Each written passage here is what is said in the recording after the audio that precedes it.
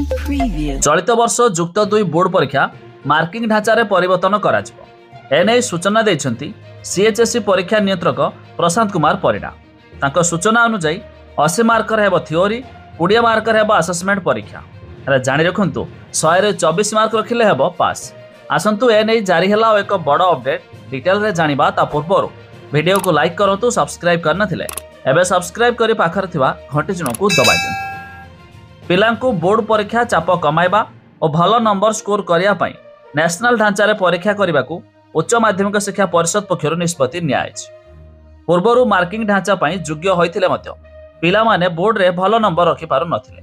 एणु पिलांको सुविधा पई नुआ ढांचारे चलित थर मार्क दियाजिबो। प्रथम थर पई बोर्ड परीक्षा रे असेसमेंट परीक्षा देबे जुक्त 2 छात्र छात्री। 20 मार्क रे देबे असेसमेंट परीक्षा। उभय असेसमेंट और थियोरी परीक्षा को मिसाई 100 मार्कर परीक्षा हेबे समाने। तबे 100 रु 24 मार्क रखिले छात्र छात्री जुक्त 2 पास करिवे। पिलांकु बोर्ड परीक्षा चाप कमाइबा और भल नंबर स्कोर करिया पई नेशनल ढांचारे परीक्षा करबाकू उच्च माध्यमिक शिक्षा परिषद पक्षरु निष्पत्ति नियायछि। पूर्वरु मार्किंग ढांचा पई योग्य होइथिले मध्य पिला माने बोर्ड रे भल नंबर रखि पारु नथिले।